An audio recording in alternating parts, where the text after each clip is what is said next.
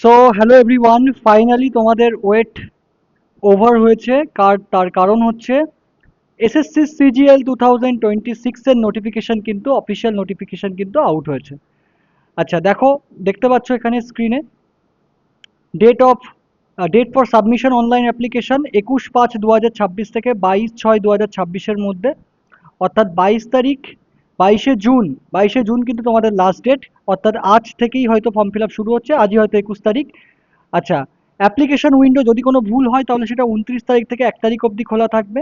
এবং tentative tyre ওয়ানের date, CBT 1 বা তোমার টায়ার ওয়ান তোমাদেরকে আগস্ট থেকে সেপ্টেম্বর নাগাদ হবে, ঠিক আছে।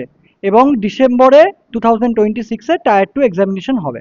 ওকে, আচ্ছা এটা তো গেল। যেটা মেন কিছু জিনিস বলে দিই, তোমরা দেখতে পাচ্ছ যে অ্যাসিস্ট্যান্ট অডিট অফিসার, ওকে, অ্যাসিস্ট্যান্ট অডিট অফিসার যেটা, সেটার কিন্তু তোমার পার্টিকুলারলি আবার ভ্যাকান্সি হিসেবে অ্যাড হয়েছে, এই যে অ্যাসিস্ট্যান্ট অডিট অফিসার। ওকে, আচ্ছা এটা একমাত্র কিন্তু গেজেটেড পোস্ট, যেটা কিন্তু ছিল না 2022-এ, ছিল না 2022-এ, থাকলেও 23-24, 23-এ ছিল না, 24-এ ছিল না, 25-এ ছিল না, 2026-এ এসছে।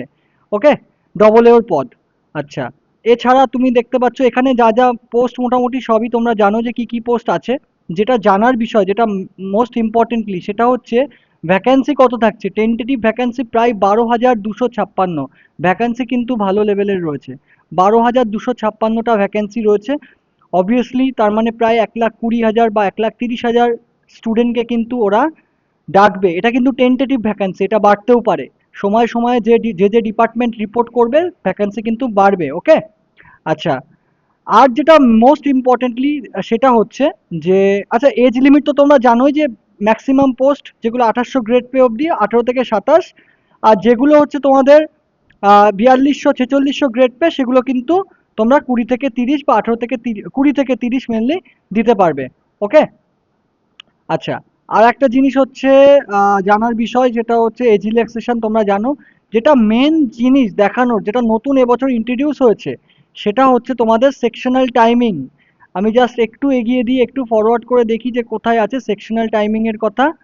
জাস্ট, হ্যাঁ এই যে দেখো, চ্যালেঞ্জেস কিন্তু আসছে সামনে। তার কারণ হচ্ছে 25টা কোশ্চেন কোয়ান্টিটিভ অ্যাপটিটিউডের, 25টা কোশ্চেন, এগেইন 15 মিনিটস করে সেকশনাল টাইমিং থাকছে। আচ্ছা, 25টা কোশ্চেন, রিজনিং 15 মিনিট, অর্থাৎ এবার কিন্তু সেকশনাল টাইমিং অ্যালট থাকছে। তুমি কিন্তু একটা সেকশনকে ফোকাস করে তুমি যেতে পারবে না যে আমি অঙ্কের জন্য 30 মিনিট সময় রাখলাম, বাকি 5 মিনিটে আমি জিকে করে নিলাম। It is not going to B happen, ঠিক আছে। Be careful. তো তোমাদের দরকার কিন্তু ভীষণ প্র্যাকটিস দরকার। ওকে, তো 25টা কোশ্চেন, 15 মিনিট, এবং কাট অফ মার্কস কি যাবে সেসব এখন ভাবতে হবে না। এর একটা স্ট্র্যাটেজি আমরা আলোচনা করব, এবং সিলেবাস বা অন্য কিছু অপরিবর্তিত, আর কিছু সেভাবে জানার নেই। শুধু এটুকু বলার যে প্রিপারেশন শুরু করে দাও। তার কারণ আগস্টে পরীক্ষা হবে, হাতে আর 2 মাস টাইম আছে, জুন মাসটা এবং জুলাই মাসটা। আগস্ট এবং সেপ্টেম্বর টেন্টেটিভলি তোমাদের টায়ার 1 হবে, এবং ডিসেম্বরে টায়ার 2 হবে।